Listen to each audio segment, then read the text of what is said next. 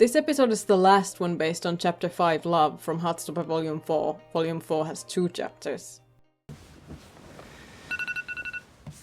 Nick is reading Queer City, Gay London from the Romans to the Present Day by Peter Ackroyd. It's nice to see he's studying queer subjects on his own time. I wonder what got him to pick up this book about London specifically.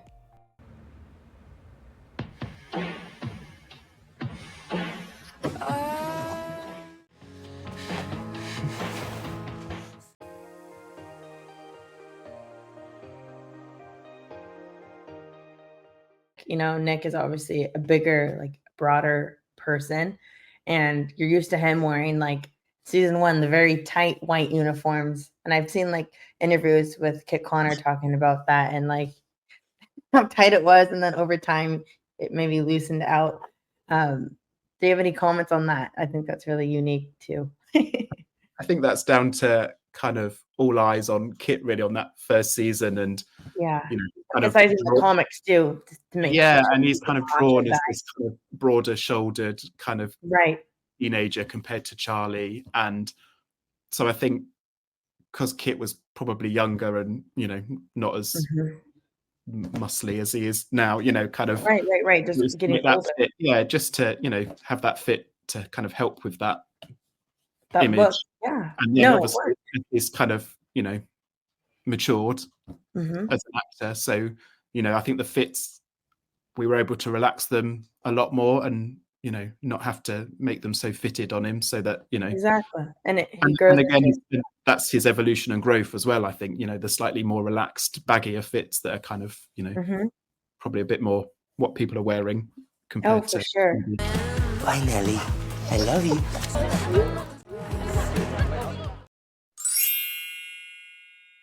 Where you been, man? I missed you. I missed you too. I've spoken to so many, and it's still that you all seem a bit wide-eyed and can't quite believe this. We really can't. It's very strange. I mean, I think part of that is because we film literally in an old disused school. So whenever we go back to filming, it is just like coming back to school after the summer holidays. And it all just feels quite low-key. So then when you sort of see the numbers that it's doing, it's incredible. Your brain can't quite compute it. I don't know if I ever will be able to, but... Quote from Corinna Brown. She learns about anxiety and how overwhelming that is, especially because it's so internalized for her. It was really interesting to get to be in such vulnerable and emotional positions amidst the chaos of a set.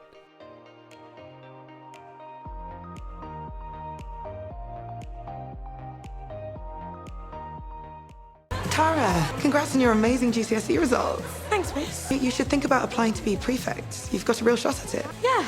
So we know she ends up doing it, but it doesn't seem like she wanted to. I wonder what her motivations to overload herself with school responsibilities are actually rooted in. We see the effect it has on her, but we never really find where the source of the pressure to perform is coming from.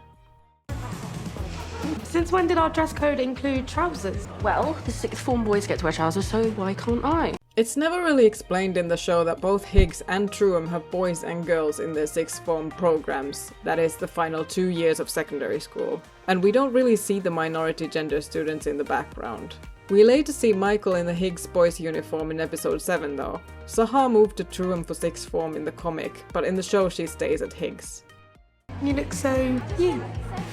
I think Kizzy's story and Darcy all the way through season 3 and throughout the past seasons has been a really interesting one to do and really good fun. And I think it's nicer that it becomes a bit less chaotic. It's a bit more put together, but still has that vintage Darcy feel. Oh yeah. So it's not totally. Suddenly the costume becoming masculine but uber fashionable or trendy. Yeah. It's still Darcy's version.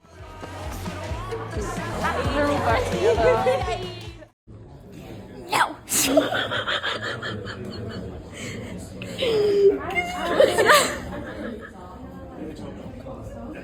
Sahar does not transfer to Truum for sixth form like she does in the novels. Was there ever any discussion about following that plot point? Not that I can recall. I remember getting the script and noticing that the girls and Darcy stay at Higgs for sixth form. But yeah, I don't think there was any discussion. I think also Alice has said before that because creating the show is such a wider, the story is so much wider than the novels, that she has to, accommodate for that. So maybe it was in her creative decision to make Higgs a sixth form to follow that story and to create a wider world for these characters. But yeah, I don't remember any discussion. Maybe I wasn't paying attention, but I don't think there was. Imogen said she hasn't got any of the food yet, but she's definitely going to Asda in a couple of hours. She's not still there. Not at all. She looks a lot like me. Wait, there's a boy. There were no sixth form ties in the previous seasons, so we kind of just took that tie as a confirmation that Sahar does transfer to Truham for sixth form. Turns out it's just the sixth form tie for Higgs.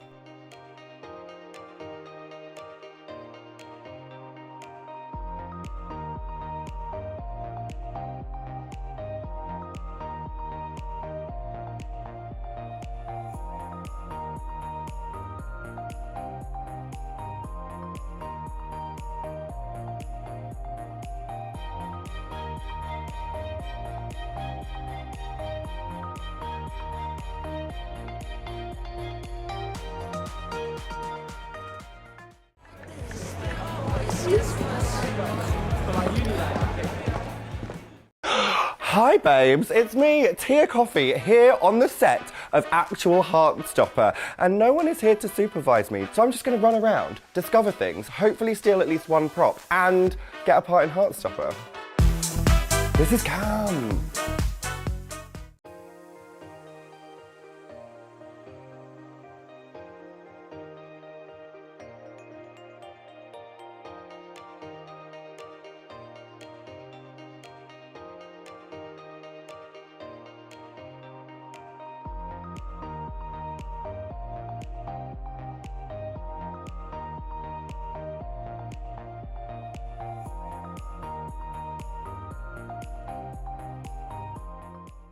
School was a fascinating one to go and visit. I mean, it kind of became a real home for us.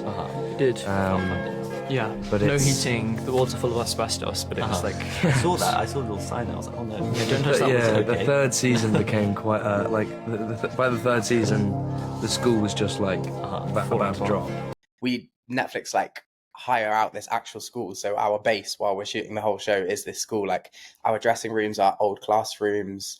We shoot all the scenes in this school, but this year for the third season, the heating's now broke in the school, so it's a rundown school. No one goes to school there anymore. But the heating broke this year, so we all have these little electric heaters in our dressing rooms, which are great. But then when you go down into these huge halls where the sets are built, it's absolutely freezing. So and then we're pretending like it's the height of summer. We're all wearing shorts and t-shirts, and then as soon as they say cut, people run in with coats, and we're shivering. Yeah, I will say they make the school look nicer in the show. I knew it. I said this to Adam. No school has a real Ferris wheel for a prom. No. Because am I right in thinking that I might have this wrong, but I'm sure I read it somewhere. They repaint a school, then film in it, and then cover up all of the paint ready for it to open again in September. It's actually, the school was shut down by Ofsted, so it's no longer a school. But I can't cope with this expose, Ash. Honestly, this is absolutely changing everything I've ever thought. I think this is available online as well. Yeah, it doesn't open as a school, but they do repaint it after every season. Yeah, there's still in the room that I was using occasionally as a dressing room, because trailers have stairs. There was still writing on the whiteboard from staff meetings. So wow. Yeah.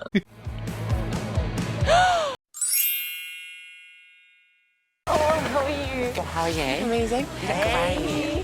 How's your summer?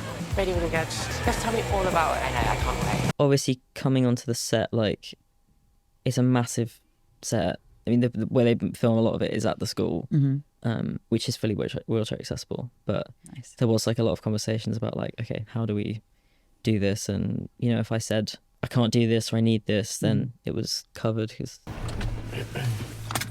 You better get out first.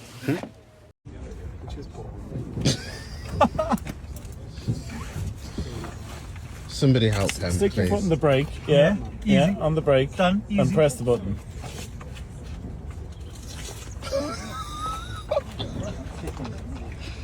It's going really well. Foot on the brake, press the button. Is that a brake? So, boom, so you press the brake. Well, that's not right, but pick the foot up and press the button. Place card and so. Who's got the key for this car? Where's the keys to my car? Brett, where's the keys to my car, bro? This isn't your car. This isn't your car. Good morning. Teachers can't get cars like this. What, teachers can't get till cars? And the kids won't shut up about it if they find out we're dating. I cannot unsee how much higher Mr. Ajayi's seat is boosted compared to Mr. Farouk's. So we're dating. We've been seeing each other all summer, so I hope we are. I'll see you at lunch. You'll have to be sneakier than that, or the kids will be saying you're engaged by break time.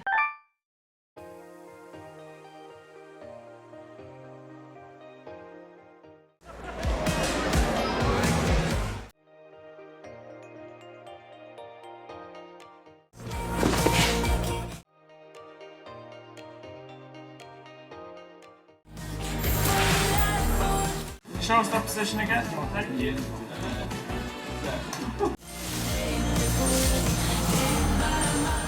Hi. No kiss? Hug first. I heard they're going out. Well, at least that's the only time we ever see anyone giving them shit for it at school. Not great, but could be worse from teenage boys. Come on. Gotta embrace tradition and start the new school term by sneaking off into the makeout closet. Missed you. So much. Yeah, I missed you too. R.I.P. to the hot sixth form tie scene from the comic. I like to think they still had this exchange once they were done kissing. When you have like a story that is adapted from a book or a comic, people have a higher expectations regarding it because they have read this. So how was it for you? How is for you to deal with fans that are expecting something and sometimes you deliver something that they want, sometimes not? I feel like that is almost, you have to like detach yourself from that. Like that's our job, is to do what's written rather than what isn't. And so that's you're never going to please everyone, so you have to just please yourself, and that's the only thing you can do.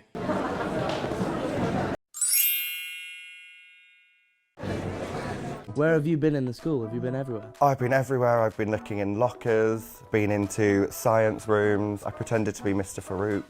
Confirmed Nick is a Nicholas. Charlie's a Charlie. That sounded like a euphemism. I've been wondering about that this whole time. Why is Nick called Nicholas, but Charlie is not even called Charles in official documents? The only time he's ever called Charles in the show is... Charles. What's up with that? It's not that hard to understand Charlie is a nickname. Quiet down, please, boys. Day one of the school year. Don't start acting up already now.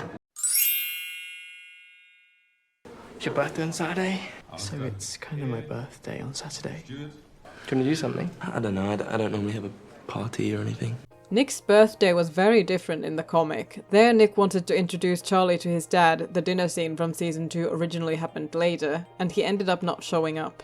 They kind of moved the dad not showing up bit to Christmas, but in the show Nick is in a very different stage of acceptance about his dad being unreliable. Nick and Charlie. Funny how last year they had a whole new form group with people from all year groups, and this time they have a new form tutor, but they're still sitting at the same table with no one sitting across from them. Quite convenient, I'd say. We're gonna keep it down or what? No, big man. Shirt tucked in. Yeah, this isn't Mr. Ajayi's hippie class. You're representing Farouk right now. Sorry, sir. Have you got a Mr. Farouk impression? Or? I don't. I don't, because I don't think I can build up to that sort of like cutting Mm. level because he's a sassy. He is sassy very boy. Sassy boy. Sassy But boy in who the can't script, speak French. he wasn't that sassy, and then Nima came in and just made him. He added all of the sassy lines. Yeah, it was great. Pretty much. I think maybe Mr. Farouk would be quite fun to play. Yeah. Very stern. Stern. Yeah. But deadpan acting. I think deadpan acting is one of the most hilarious forms. I'm going to organise something. You don't have to. No, I want to. It will distract me from, my brain. See you at lunch then. Picnic benches. Choose a place you both feel safe. Mention the things that have concerned you. Let him know you care about him. Try to avoid making the conversation about food and wait. Or we could eat in the art room, just us. I mean, I think that I do find that with Nick, I don't find myself needing to do all that much research for the role, as I might need to with other roles, because I think it's kind of all right there for you in the writing and in the character, and I think he is a very human character, and it's very kind of, in some ways, really quite simple. It's just like, you've got his kind of context, you've got the backstory, you've got the relationship that he has with Charlie, with his parents, with his brother, and you can kind of use that and essentially just, go into it with this very empathetic and human reaction. So I think, as you say, like a lot of Nick's kind of arc and focus this season is about being a support to Charlie and being there for him. But it is a real revelation when he starts to realise that, it's okay to not be completely strong for Charlie all the time. It's also okay to, not want to rely on Charlie and not always want to be relied on. I think there's a joy for him to be like, okay, I can't give him the help that he needs, and that's just the truth, and that's okay. Yeah, sounds good.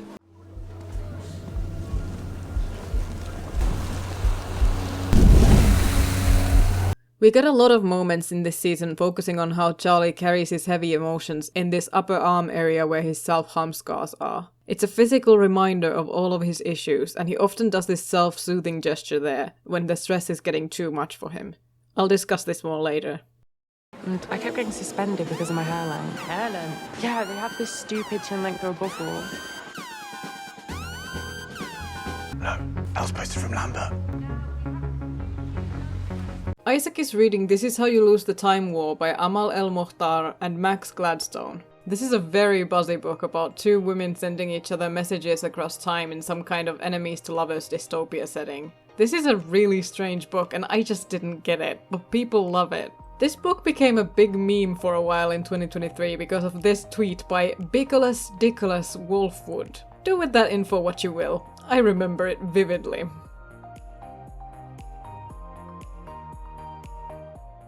Elle's making a new sketchbook. Well, you're supposed to be getting... Oh look, it's Elle with her new friends. Tao, I love Elle, yeah, but I don't need a minute-by-minute update of what she's up to. I'm sad. I miss her. Quote from writer Alice Oseman. Tao likes Elle so much. He thinks she's perfect and wonderful. He wants to hang out with her all the time, is always talking about her to the point where it's kind of annoying for everyone. In writing that, I wanted to show a trans character being adored by their partner. And I wanted for Elle being trans to not be an issue for Tao in any way. I think it was really important to show Tao as a straight boy, liking a trans girl, and not call into question anything about his sexuality. Tao, it's been a day. I'm so alone. Okay, what are we, your imaginary friends? You can't keep making your whole life your relationship, Tao. Well, Charlie is, so why can't I? No, I'm not. I mean, it is a little funny that Charlie is judging Tao for being like this. They may not express it in exactly the same ways, but they are both hopeless. Yeah? Who are you eating lunch with today? Nick? Well, yes, but... Again, Tao just doesn't know there is another reason for that too. You two need to get a life, I swear.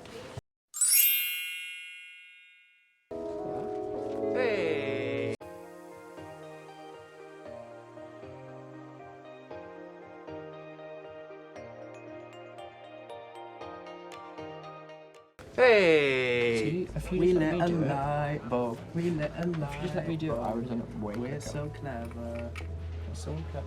No one else in the school could ever. Tao's Instagram bio says, was shorter in my previous life, obviously referring to his comic form. Also, his profile picture is from the day he and Elle kissed in the Louvre. Mr. Ajayi?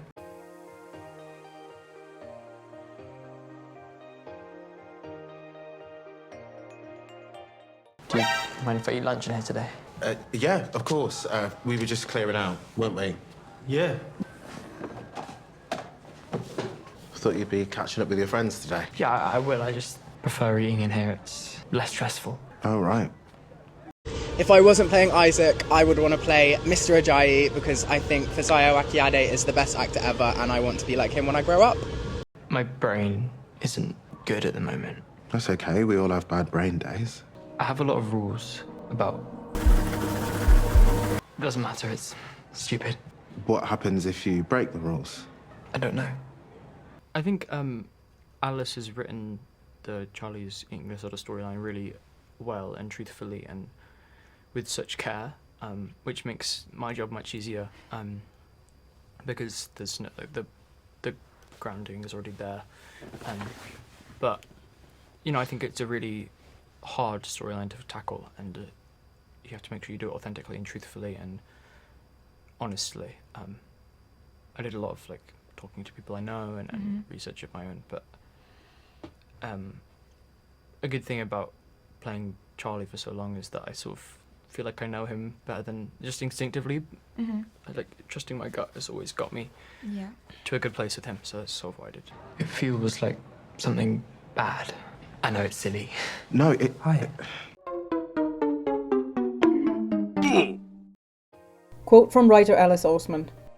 There's actually a deleted scene where Mr. Ajayi and Mr. Farouk have a very brief conversation in the car about whether Mr. A should alert Charlie's parents about what Charlie has said. Mr. A is very worried, but Mr. F thinks that telling his parents might make things worse for Charlie. They decide not to tell Charlie's parents, but it's left unclear whether this is the right call or not. Even I'm not sure. But at the very least, I expect Mr. A will be more vigilant in looking out for Charlie after their conversation. Quote from writer Alice Oseman when asked if there were more deleted scenes in Season 3. There were quite a few, yes. Many of them are so small that there's no point even sharing them because they make no sense out of context. But I have flagged one or two to Netflix that could be good to share in the future. I haven't heard anything from Netflix about sharing deleted scenes or bloopers yet, so I don't know what their plans are for sharing those. What were you just talking about? Nothing, we were just catching up. I think he's dating Mr. Farouk. They were sat together when I came in. There was a weird flirty vibe in Paris. You have to be so focused on serious things to be able to just dismiss such prime school gossip, man. Char, about our phone call. Can we not talk about that? I don't want to think about it today. The eating disorder behavior Charlie is exhibiting here is ritualistic eating. These rituals are usually there to make eating slower and to prevent people from noticing how little you're actually eating. Some rules people may have about food involve not allowing different foods to touch each other or eating in a specific order. So then, what are we doing for my birthday? Well, that is a surprise. I've planned everything and it is going to be perfect. What do you mean you've planned everything? You just established you were going to organize something this morning. Also, Charlie saying anything about things being perfect is a bit of a warning sign that he is overcompensating and trying to mask things being imperfect. Everything's perfect. Again, I do not recommend intently staring at someone with an ED while they're eating to make sure they eat. That's stressful and some people's whole thing is shame for being observed eating. Was I asleep? Yeah, I think you were. You've not been sleeping well. I don't know, I'm just got no energy. Else good for Saturday? Tao, it's supposed to be a surprise. Whoa! Elle's coming. But is everyone coming? You didn't have to organise a huge thing. I did. I love you. I love you too. Wish I had a boyfriend. I took over a year off and cut you bitches some slack. Tell a friend to tell a friend. She's back.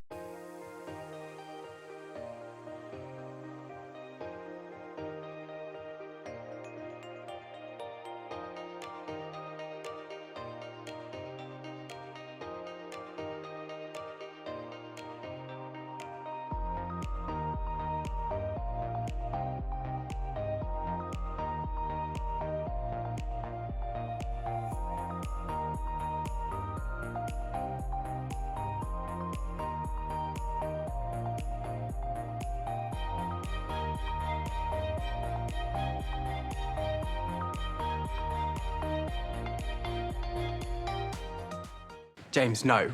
I need at least one single friend, okay? This lot have been third-wheeling me at every opportunity. Don't you want to be with someone?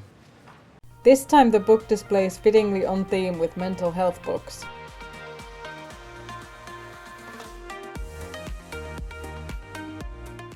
The idea of it's nice, but it's just not what I actually want, so... I must admit though, I was a bit weirded out when I noticed they used puzzle piece imagery for this stand.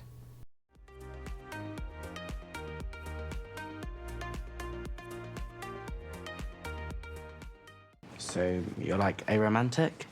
It is like one of those things, especially with Isaac's storyline and obviously my character playing alongside that. It was quite a lot of things. It's like, I've never seen this represented, this community that's just kind of always been like hidden and kind of never felt like they're a part of this community. And it was really cool that Alice, obviously, having experienced themselves, could write a character in to make a whole community feel seen and feel heard, which I'm very grateful to be a part of as well. What? Do you know what that is?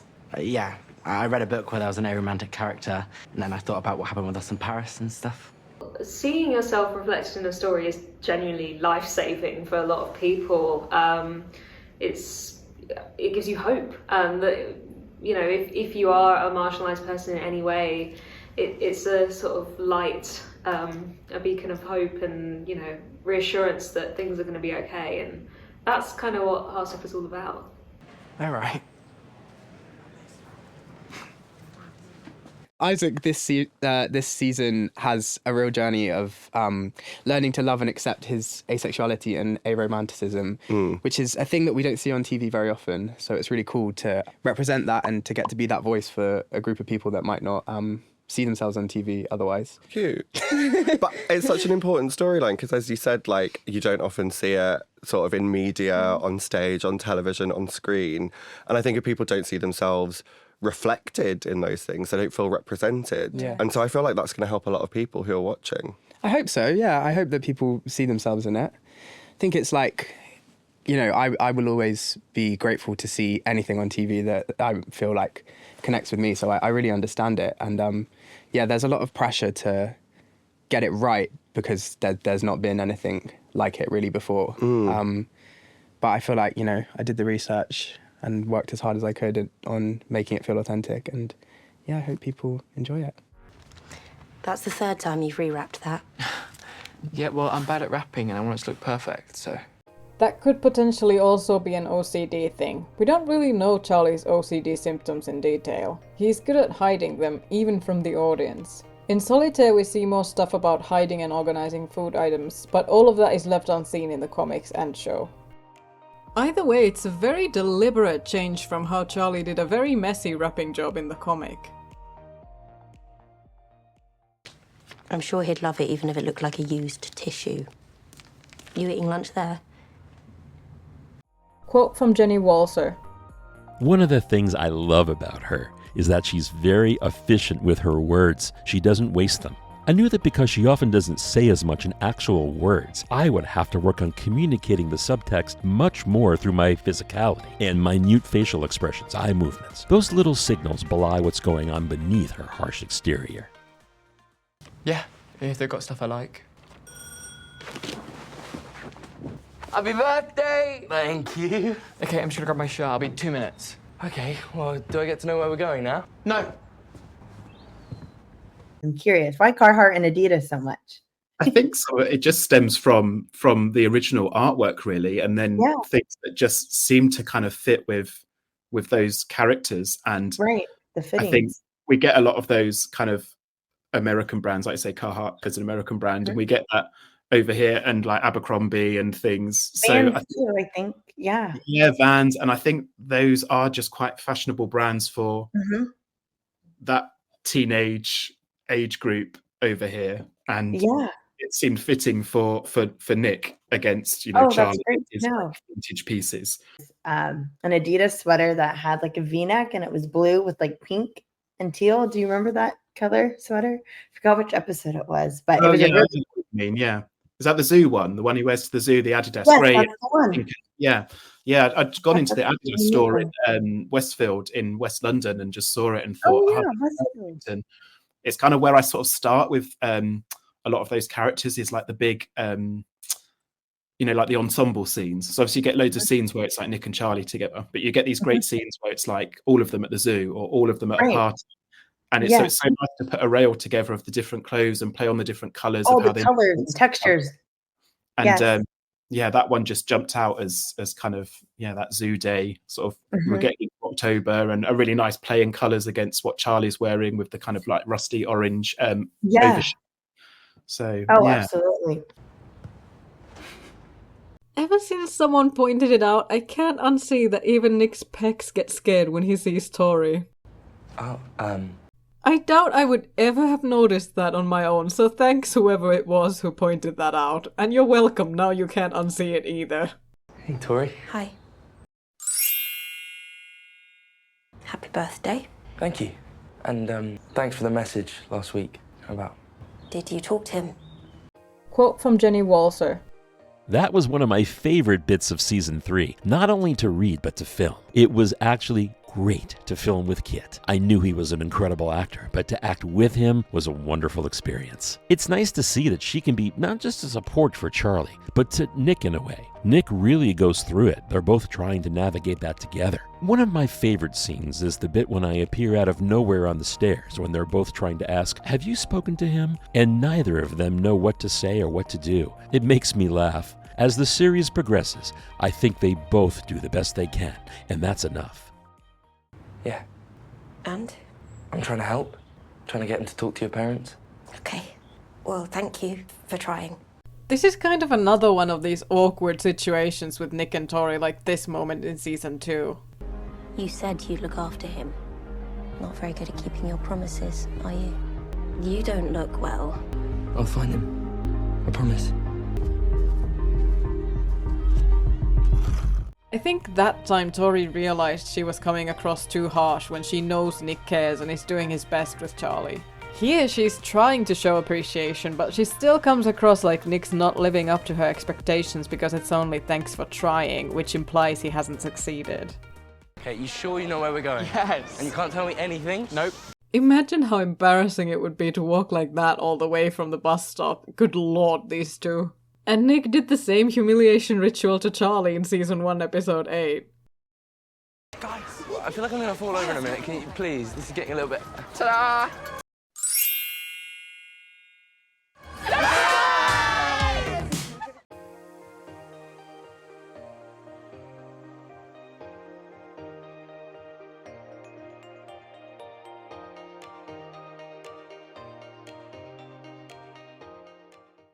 So, Corinna, what was your favourite scene to film this season? Oh, this season, as in season 3, it would be, my favourite day was the zoo day, and that's all I can say. So, Layla, what is the best thing about being a part of the Heartstopper cast? After knowing me. After meeting my soulmate of a best friend, I would say the best thing about being in the Heartstopper cast is the family aspect of it. We're all really good friends and family, and I know that if I text anyone or call anyone, they've got our backs. I think that's my favourite. What about you? I'd say again, I got one. Oh, sorry. See? Practical. So I'd say, again, the family aspect of it. But within that, the cast, the crew, and the fandom, which is really, really nice. And it's so lovely that we get to meet so many of the fans. The love. That is my favourite part. The love.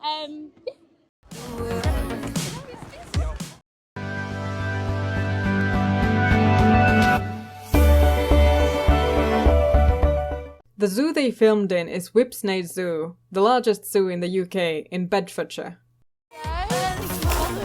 What was your favourite season 3 scene to film? Feeding giraffes.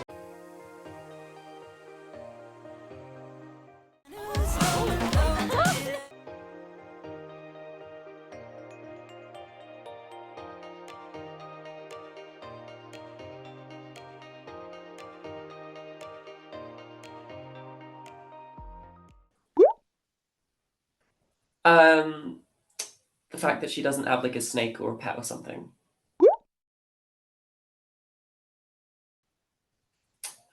The zookeeper.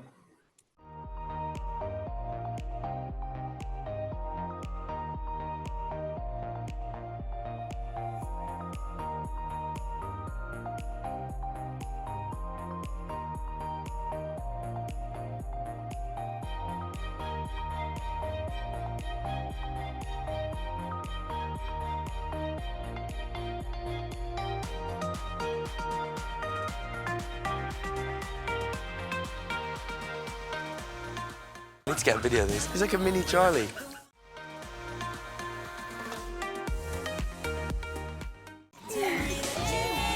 So we did 2 days shooting at Whipsnade Zoo, and I loved it. It was so much fun. I had really cool outfits, really cool hair and makeup, so that was always fun. And the animals were awesome. There were giraffes. I think one of them was called Wilbur. There was 3. There was 2 adult giraffes and 1 baby one. They were so cute, and we got to feed them for the scene and stuff. I think one of them was called Wilbur, and they were probably my favourite. And the goats. There was one specific goat, and I can't remember its name, but I have it written down somewhere. And it was like this. Oh my god! It begins with an M. I'm never going to remember it. I'll have to text you if I remember it. But I wanted to keep this goat so much. It was like, you'll see it in the show. It was like she was old and she was grey and she was just beautiful. Oh, I wanted to keep her. So I've decided when I grow up, because in my head I'm not an adult yet, I want to have a farm and I want goats. White hair like yours. Seems a bit gay to me.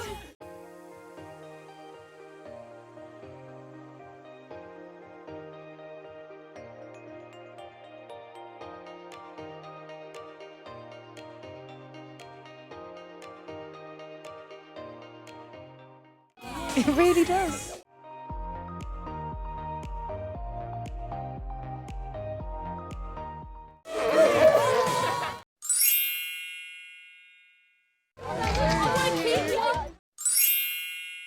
Wait, we should all try and take a selfie. Yeah, I'll do it. Come on, Charlie. I'll take it. That's the noise.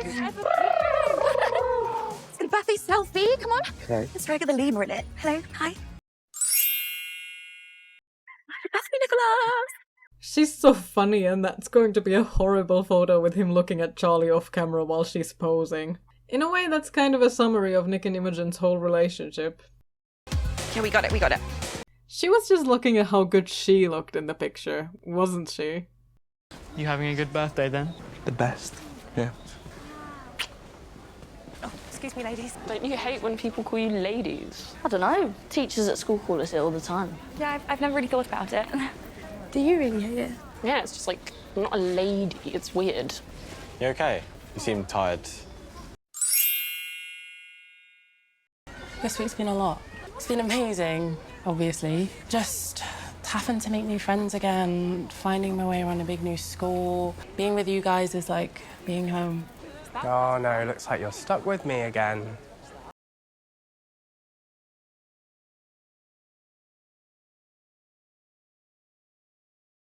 I think what he is ultimately frustrated with is society, because he lives in a world where sex and romance are prized above everything as the sort of ideal human experience. And him learning that that's not really what he wants out of life is really difficult to accept when you have been socialized to believe that these things are the sort of pinnacle of human existence. So that's a really big thing. And Isaac is surrounded by couples who all seem to him to be very, very happy. And it makes him feel lonely. Yeah, for sure. What does that even mean? Well, it's just so painful for you to have to hang out with us and not with your girlfriend. Why do you have to be so bitter about me and our dating? I'm not bitter. You've just not been a very good friend lately, Tao. All you care about is your relationship. Well, if you're so sad about being single, what happened to James? I still don't understand why all of the friends just expected Isaac to be down to be with James just because James obviously liked him. Didn't they ever ask Isaac about his feelings? Just a weird assumption.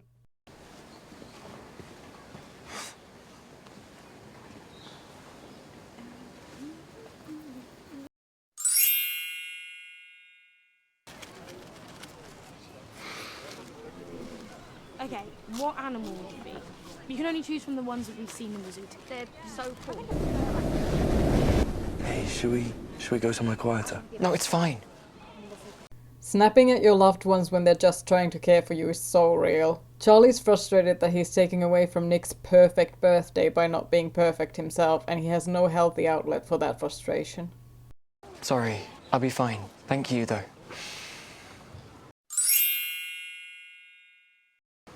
Guys, this is really uncomfortable. Well, I'm not apologising. Well, neither am I. Cool. Cool. Cool. Right, come on. If you could play any other character in the Heartstopper universe, who would it be and why? I think Tao is like one of the funniest characters. Slow. I don't think I'd be able to do it as well, because Will is just like one of the most unpredictable and funny people I've ever come across. So he will just say something ridiculous, and that is why Tao, I think, is so funny. And he's also just really good at like physical comedy. He's really good at that, and it really came out in season 2. So I think he's probably one of my favourite characters in the whole show. Right, come on. I want an ice cream. You okay, Isaac? I think, it's hard to ignore that kind of tension. You can really feel it even as an audience member. But I think for Sahar in that moment, she definitely notices it. But these characters have built such a beautiful friendship where, anything anyone says or does can be received without judgment, So she definitely takes sides. I think she really feels for Isaac in that moment. She feels what it's like to be left out, because she's kind of experienced that with Imogen in the past, being left and stuff. So she probably really resonates with Isaac in that moment. She supports him. But again, when they make up, she's not the sort of person to hold a grudge. I mean, she probably would with other things, Imogen, but I think she knows when to be a supportive friend and when to pick her battles. So yeah, she's just, the friendship in general with all of these characters is a lovely safe space where there's no judgment. So when things like that happen, I think just as in life, you kind of just get on with it. Tao and I were just in that obsessive phase. It'll pass. It's totally normal. When I dated my first boyfriend, I was obsessed. Then I was so obsessed with Nick when I liked him. And Ben. Then I was so obsessed with Nick when I liked him. And Ben. But I got over it all super quickly. Oh, I kind of thought you didn't really like Ben that much. Maybe. I don't know. I guess I kind of just like the idea of having a cool boyfriend. But when we were actually together, he was pretty boring. We're supposed to be comforting Isaac right now. Yeah, I think she's like that kind of friend that you can come to and talk to talk to her about your problems, but she's going to offer you advice. She's not going to tell you what to do, and she's not going to hold much judgment. If I'm talking to my friend, my best friend, she'll come to me, she'll be talking to me about maybe like relationship troubles, and I'll be like, get so I'm the sort of friend that's like, I'll tell you what to do and listen to me, whereas Sahar's like very wise, and she's like, okay, well, this is what you should do, maybe, like, but I'm not gonna hate you if you don't listen to me. Yeah, I think she's good at not being not holding grudges and picking her battles, I suppose. Yeah, none of you are helping, but thanks. Sorry. Yes. You don't have to. Yes, you do. And you guys. What you said to Isaac earlier was kind of mean. He's been like so passive-aggressive about us like all week. Maybe he has a right to. Maybe we've been ignoring him and all of our friends. I guess we have a bit. But going from seeing you like every single day to not at all, I've been like... Moping? Yes. I'm flattered. But I know you love Isaac and Charlie just as much as me, Tao. You just don't want to kiss them. I've been a bad friend too. I barely saw Tara and Darcy all summer, but friends are important. You know this. Can we promise that, like, no matter what happens, we'll always prioritise our friendship? You got angry at Charlie for doing the exact same thing we've been doing. Nick's stolen him. I bet Charlie's eating lunch with Nick again. He's been eating lunch with him a lot. Well, they're in the honeymoon phase. I thought we were friends, but I guess you've just forgotten about me.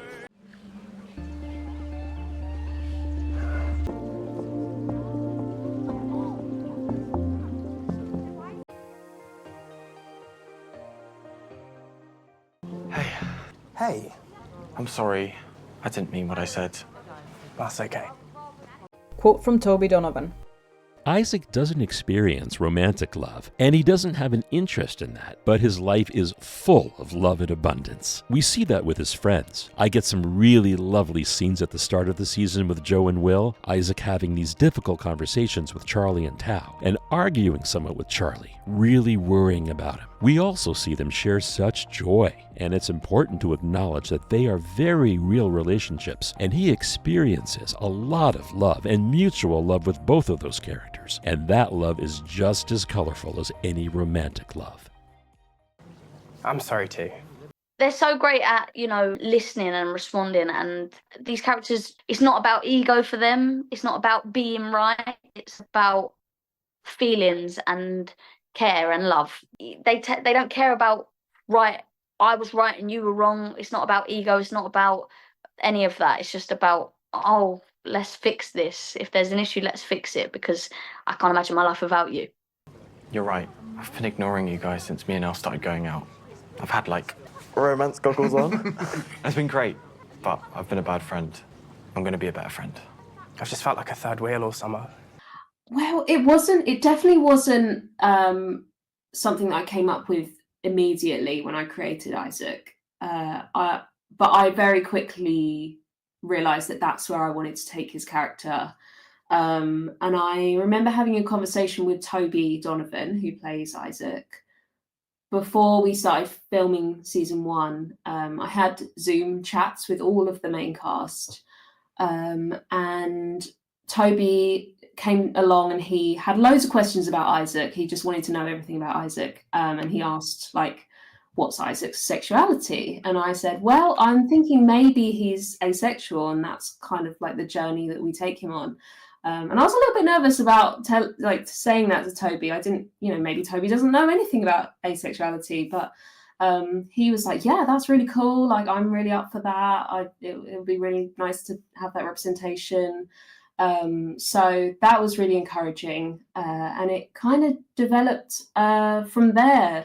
There wasn't really the space to get into it in season 1, but then come season 2, I knew that was where I wanted to take the character, and I could start putting that into the script and build from there. So, yeah.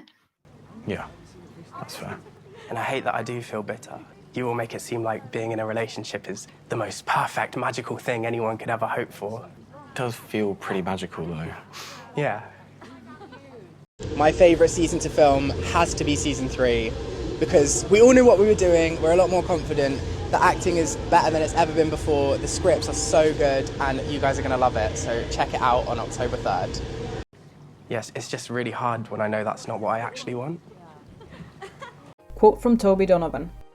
I was very excited and very nervous to do it. I wanted to make sure I got it right. I felt a lot of pressure in telling a story that, like you say, massively hasn't been told before. As an actor, it's very exciting to get to play something completely new and a part that people don't see very often. Though all characters are different, you can generally follow a format depending on the job that you're doing. If you're doing a rom-com, you know that there's going to be, trials and tribulations and the big kiss at the end. This part felt like a complete unknown, a story that I've not seen done before. I've just loved telling his story. I feel very passionately about it. I guess I'm still just coming to terms with that. Do you think there are any gay fish? Yeah, definitely. I think that one's gay. Do you think they fall in love? Oh, I hope so. What about the ones who don't fall in love with any gender? Do you think they're okay just being on their own? Yeah, well, I knew that we were going to do this asexual storyline since the first season. So I kind of knew what was coming. I was able to plan it. And what I've really loved about it is that we've told the story over all 3 seasons. It's been like a big arc that we've been able to kind of slowly and quite intricately plan. But the first time I read, those scenes in season 2, I remember just being very excited to get there on the day and do it. It's not very often that you get to tell a story as an actor that hasn't really been told before. So that was such a exciting opportunity for me to kind of get into a headspace that's so different from my own and really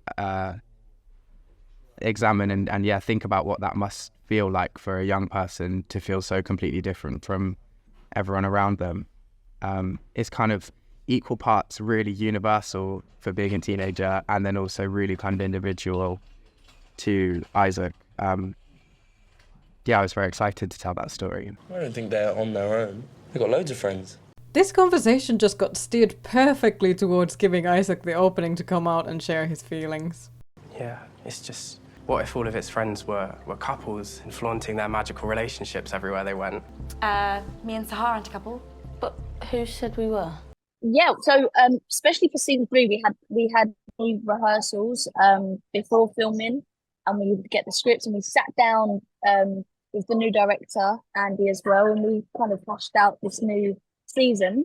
But me and Ria had a conversation with Alice and Patrick, the director, and we kind of just spoke about the journey that these two characters go on through this new season. I don't want to say too much, but we spoke about like the backstory of their relationship, how they became friends in the first place, how they are at this kind of breaking point now, or were at, and how that's going to evolve in this season. So yeah, we talked it through, and like we adjusted things that we weren't sure about, or Alice like helped us with things that we weren't sure about, any questions we had. It's always a safe space, so we're not. I never felt uncomfortable saying what was on my mind, and that was great. I don't think we're talking about fish anymore. Do you guys get where I'm going with this or not? Yeah, we do.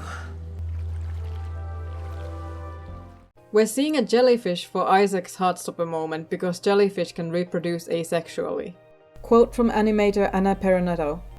Let's make Isaac proud. Here's the Google search definition of asexual, a term used to describe someone who does not experience sexual attraction towards individuals of any gender. And here's aromantic, a person who has a low or absent desire for romantic activity. These experiences still don't have nearly enough representation on screen, and I hope this scene and Isaac as a character made all of you Arrow Ace out there feel a bit seen. This little jellyfish was my favorite animation from the whole season. The symbolism, the movement, the underwater feeling, everything came together so well.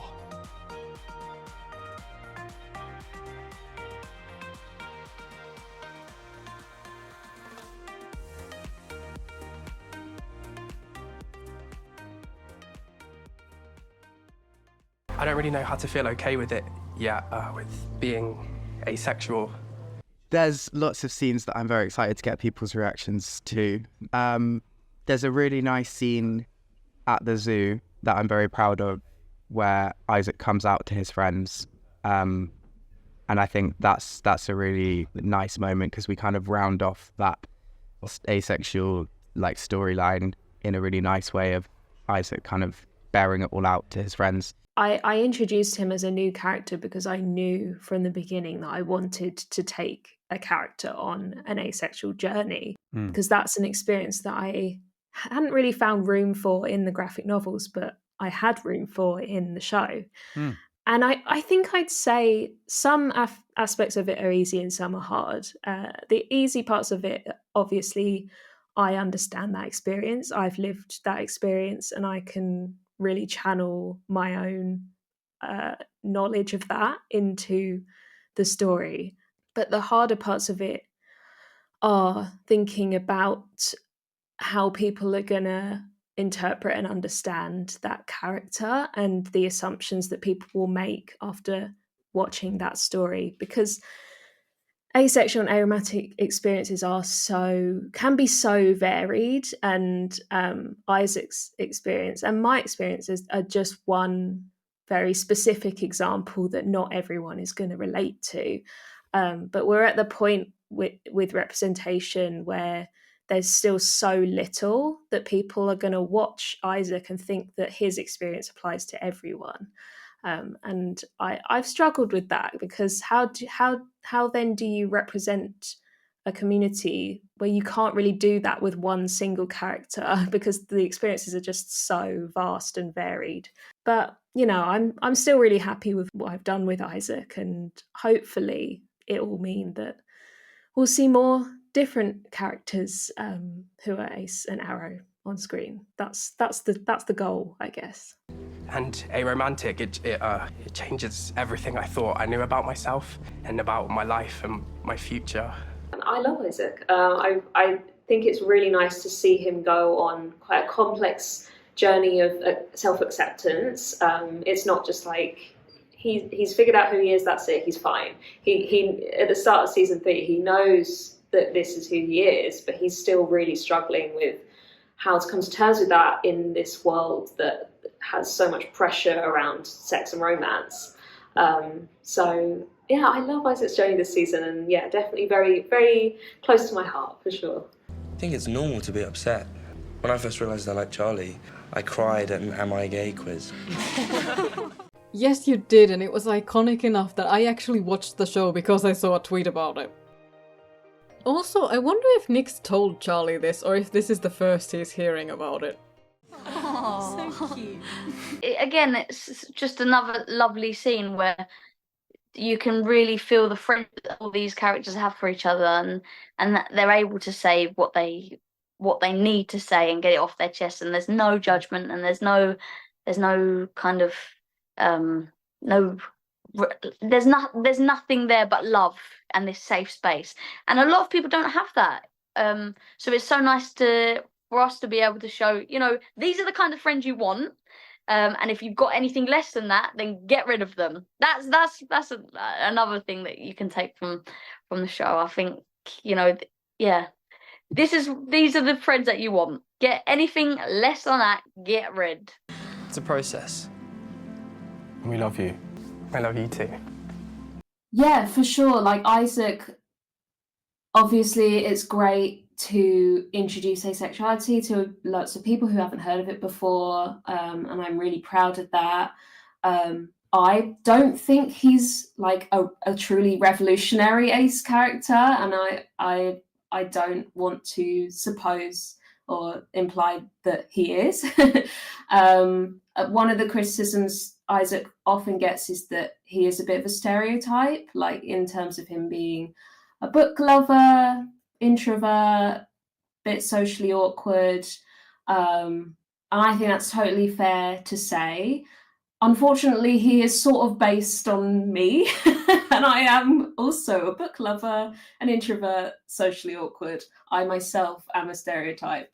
But yeah, I think like absolutely fair to say that, Isaac is not completely changing the game in terms of ace representation, and I'm very aware of that. Unfortunately, it just is the case. I think that's also why I'm slightly more sympathetic towards sex education, is that when you're making a TV show, you have a billion concerns, particularly when you're making a show that has so many characters, and Heartstopper has a lot of characters. And at the end of the day, Heartstopper is not about Isaac. It's mainly about Nick and Charlie. And I have to kind of prioritize in my mind. So, yeah, it's very much a case of like, I'll always try my best with the resources that I have. And I'm proud of what Isaac stands for. And I'm proud that there's asexuality in Heartstopper. And I'm so happy when people relate to him and say that Isaac has really helped them. But he's just one piece of the puzzle that is, the diverse representation that we need of aromantic and asexual experiences. We do need more nuanced, complex representation. We need more representation where it's the main focus of the story, that it's what the story is about. So I think that's probably more important, actually. That's really what we need is a TV show or a film which is just about being aromantic or being asexual.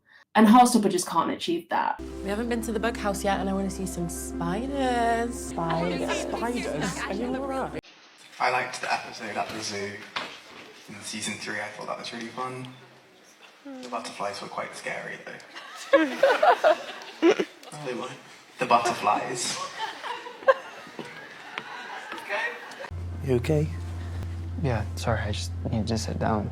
I feel really tired. Just immediately after Isaac gives Tao a wake-up call, he also sees that something is wrong with Charlie. Is there something wrong with Charlie? Tara bought a tail. No. You know something, and you're not telling me. What's up with him? I don't think I'm the one who should be talking to you about this. So shall I ask Charlie? No, please don't do that. What's going on? He's been acting so Cal, weird. you cannot talk to him about it. But why? Because he can barely talk to me about it. Season 3 feels more mature than the first 2 seasons. The characters are growing up, and there is a kind of emphasis on what happens next when you start maturing with a friendship group, and you're getting to that age where you're not a sort of young teenager anymore. You're starting to think about your adult life and stepping into that adulthood, and so the questions that the characters are grappling with are a bit more adult, and there's certainly a kind of tonal shift into a slightly more adult space in season 3, which I'm excited about and really proud of the work that everyone's done there. There's more of an emphasis on Charlie's struggles with his mental health, and that takes quite a lot of the spotlight in season 3. And I think it's a very moving storyline, and hopefully we've done it justice in the adaptation. I'm reading. No, stop. No, give me some attention.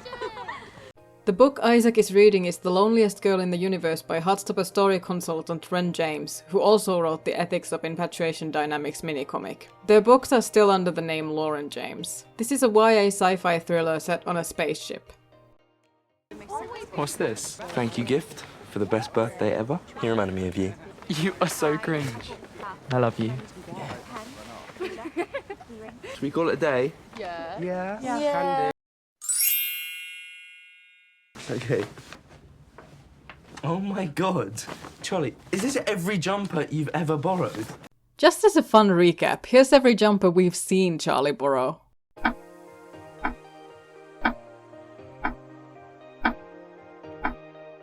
And he wears more after this point.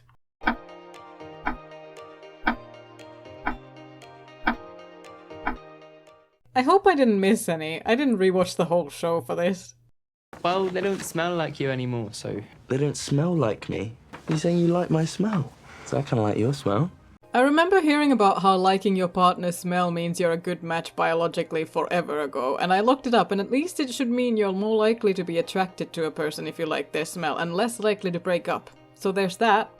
You like my smell, do you now? You like my smell? Don't make it weird. What about my smell? Nick, do you like? stop it. What do you... Stop what it. is it. Okay. You have to keep one. Do you like when I wear your clothes? Yeah. They made his answers so much more confident here compared to the original. There's an actual present at the bottom of the bag. Another one? Didn't see that. Wow, that's so cool. Oh wow, it's like wrapped very neatly. This kind of stuff just shows how Nick is such an ideal partner because he notices and appreciates everything Charlie does. And the reason Nick gets to be so great is, in turn, because Charlie puts in the effort. They are the perfect example of how to appreciate and be appreciated. Copy and paste from the comic once again. Who took the photo?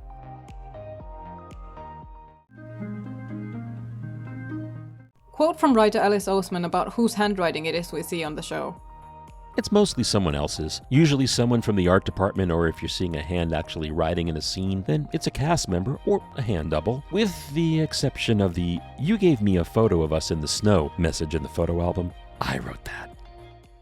I know it's cheesy, but the rest of it's blank, so... You like it then? I love you.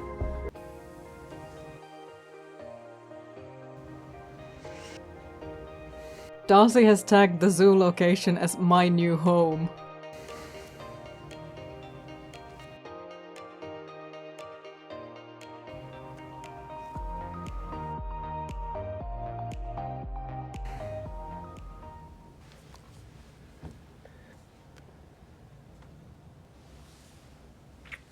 Tell me to wake you up at 9. Is it already? I don't want to go home. You're so sleepy though. Yeah, you're really tired all day. I should go home. Charlie. Nick has a book on both bedside tables. This one is Queer City, as we saw before. This one is Burnt Sugar by Avni Doshi. Kind of a random pick for Nick. This is an Indian story about a mother and daughter. Credit to @Isaac Book Club on Tumblr for identifying the books.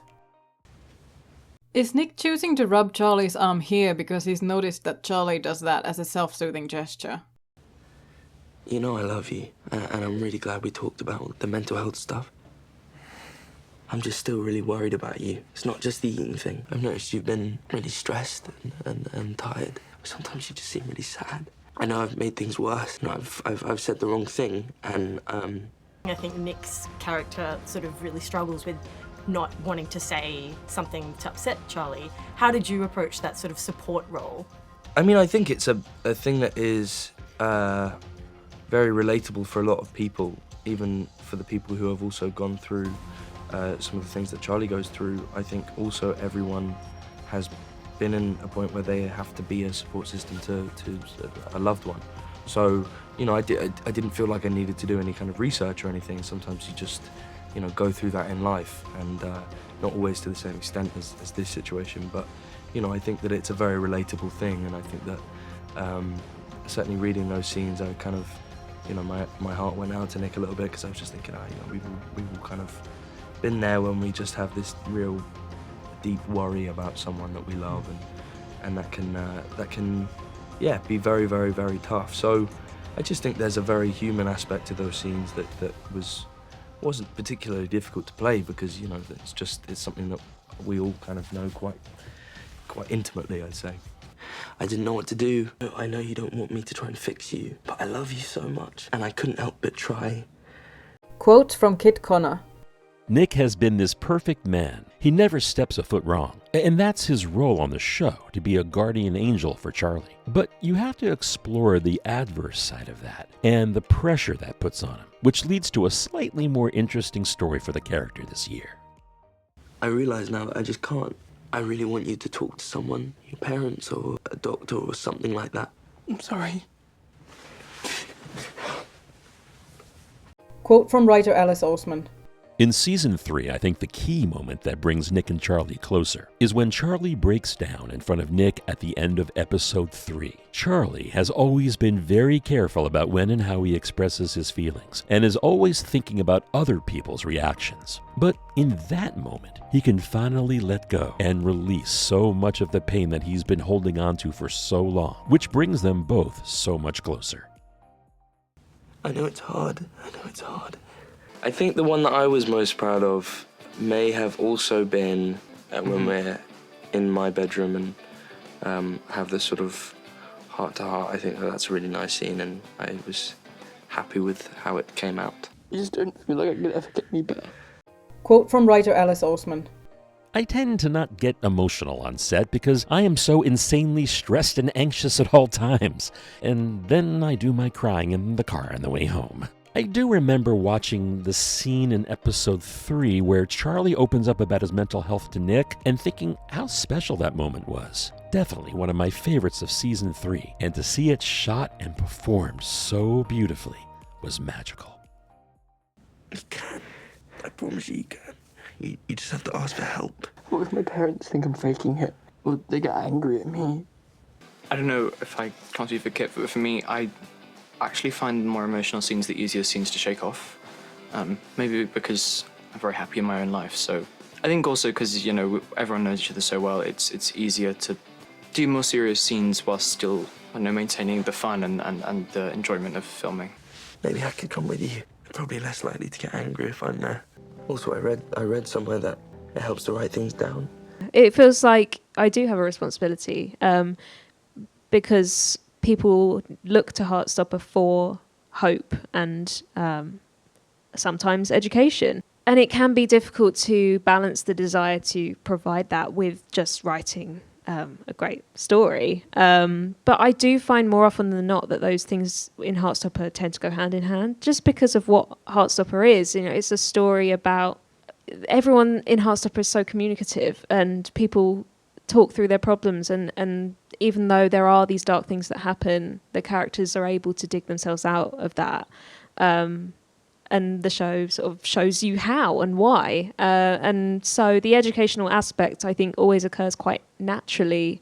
And I try not to focus on making it educational. That's definitely not the goal of Heartstopper, because I think if that was the goal, I'd run the risk of it becoming too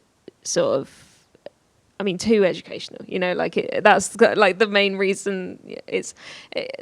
So it's just like balancing those things, but it's not something that I feel like I worry about too much, I guess. Might sound silly, but maybe that could help you talk to them. Mom? Dad? Hi, Nick. Is it a bit late for Nick to be over? Not only is she again not seeing that there's obviously something going on here, but she also couldn't tell Nick happy birthday. He's not staying long. I need to talk to you personally. What's up? But I know that both the boys, as we talked about it when we were filming, they were, Joe and Kit, both saying that they were aware, and I'm talking to Alice about it and talking to Andy, who was the director, about how to manage the tone of it, because it's still the Heartstopper universe, and it's still this beautiful, romantic, hopeful, positive environment where we're showing this queer love, and that's really important. That's what the Heartstopper world is. It's not another story of gay trauma. Do you know what I mean? It's meant to be this lovely, safe, loving, positive representation of being young and queer, with also being dealing with the realistic challenges that being young throw up, queer or otherwise, but they were worried about walking that line between these very serious things and the characters growing up and what Charlie has to face and how Nick has to deal with that as well, and keeping it in the Heartstopper universe. I've written it down because it's really hard to say. Scene at the end of episode 3 where Charlie is kind of finally talking to his parents about the problems that he's kind of going through and the issues and the struggles that he's going through. In the similar way that, like, in season 1, the sort of coming out scene at the end kind of lasted with a lot of people. I think this scene will have a very big impact on a lot of people. I think the scene before that scene as well, when Nick convinces Charlie to talk to his parents about it, is also really impactful. It's the first time that I think Nick realises and says that he can't be Charlie's only saviour, which is a really important thing that I think the season shows. Charlie, what's going on? My mental health has been really bad lately. Which was the kind of moment that you were proudest of once you had done it? Most proud, I would say, the end of episode 3 for me, when Charlie's reading the letter he's written to his parents. I remember we're filming it, I couldn't get it, and they're like, oh, we got it, let's move on. I was like, no, I just need one more, and then there's nothing nicer than when you're, as an actor, feeling like, oh, I finally got that scene. And I was worried about, doing that storyline truthfully and effectively, so I was happy that when we did that scene, I was like, okay, I feel like I've done that as best as I could. I've been finding eating really difficult. Well, I think a lot when you're talking about queer representation of the show as well, I think it's really lovely to have a show that is positive and loving, but that also can be a conversation starter for people who maybe are like, I don't know how to say this, like Charlie does in the show when he's talking about his struggles, like, I don't know how to say this. And just to show someone struggling with that, struggling to find a way to communicate what they're going through, because I think that's really strikes a note of truth in a lot of people's experience. I feel like there's a voice in my head that's not me. Tell me bad things will happen if I eat or do things in the wrong way. And that voice has been getting louder and louder. Like, what do you love about this season? I love how grown up it's getting. The characters are growing up with the show, and we deal with a lot more darker issues this season, which, whilst, like, I don't know, it's a weird thing of, like, it's fun to do the darker stuff, but it is, it's fun to, like, delve your teeth into more adult stuff, especially with Heartstopper. I think our show does so well is portraying these issues, but with like a light tone. Like, you can go as dark as you want because everything's going to be okay. Yeah. So it was nice to be able to do that. Sometimes it makes me feel really stressed, or tired, or angry, and I think I've been like this for quite a long time. This book is Assembly by Natasha Brown, a novella about race. It might be Julio reading it because he's described as being very into reading in the books. Again, credit to @IsaacBookClub on Tumblr for identifying the books. But I didn't want to admit it, and now it's gotten way worse. Tori is wearing different clothes than what she had on before. I guess this is her home outfit. I was thinking maybe I could go to the doctors about it. I love the scenes between.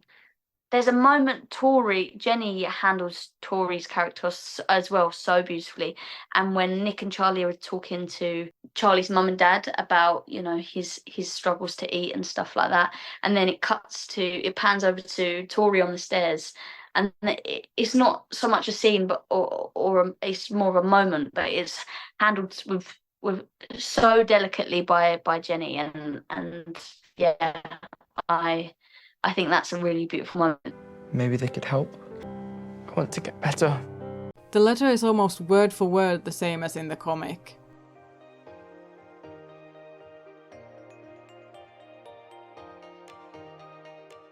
Come on then, give it a rub. No, you have to give it a rub. Yeah. Fine. You have to give it a good old scrub, Joe. I'm gonna get you a toner. And we have reached the end of episode 3. Heavy ending, I know, so I tried to lighten it up a bit in the end there. The next episode should already be up for early access on my Patreon if you're interested. Thank you for supporting my channel by watching all the way to the end.